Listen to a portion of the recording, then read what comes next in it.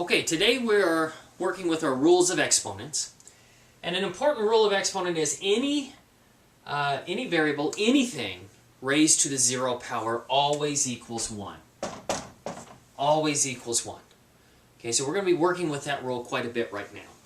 So if I had a problem like this, and it were m squared times m to the third times m to the 0. Now we know from our previous rules that if it has the same base and its multiplication, we can simply add the exponents. So let's do that. They all have the same base, so it's m, and this is going to be 2 plus 3.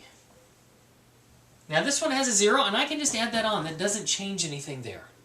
Okay, so this is 2 plus 3 would be 5, plus 0 is 5. M to the 5th power. If I wanted to, I could just leave these two. That would be m to the 2 plus 3 times m to the 0. But we know that m to the 0 is 1, so this would be m to the 5th times 1. And anything times 1 is itself. So this is our answer. M to the 5th would be our answer in that case. All right, now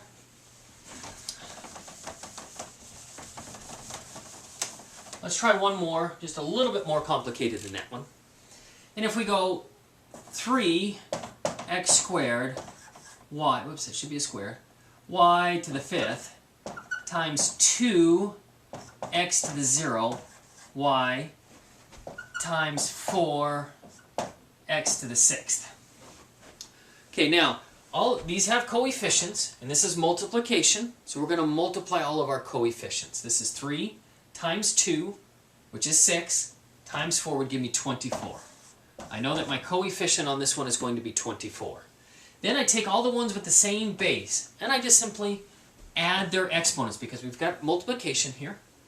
This would be x squared, so 2 plus, and this one's a 0, so I just write 0, that's fine, plus 6. Then I write what my y's are up here.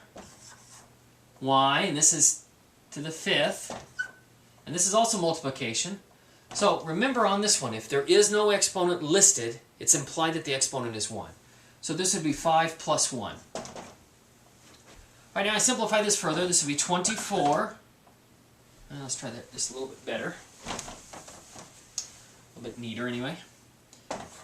24, and this would be x. 2 plus 0 is 2, plus 6 is 8. 24x to the 8th, y to the 6th. And that would be your answer on this one. One last one that I want to go through on this one. If we had this one, 2x to the 3rd, y to the 4th, all raised to a 0 power, times 2x to the 0, y to the 3rd, and all of this here raised to the 3rd power. Okay, this looks fairly complicated because there's a lot to it. But remember, anything raised to the 0 power is always 1. So I'm not even going to worry about trying to distribute that one because I know anything raised to the 0 power is always 1. So I know that this whole quantity right here is 1. So this would be 1 times. Now on this one we are distributing this 3.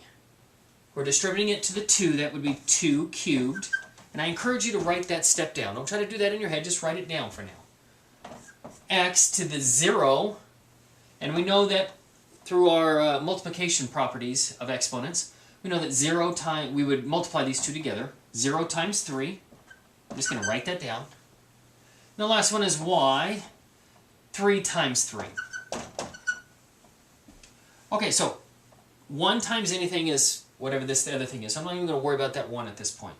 2 cubed, that's 2 times 2 times 2. That would be 8. X to the 0 times 3. 0 times anything is 0. So this is going to be x to the 0. Y to the 3 times 3 would be 9. Now the catch on this one is x to the 0, and we know that anything raised to a 0 power is 1. So I need to rewrite this. This is the same thing as 8 times 1 times y to the 9th.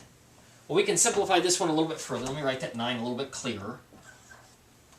8 times 1 is 8. So the way I'd write this in simplest form would be 8y to the 9th. This right here would be your answer. 8y to the 9th.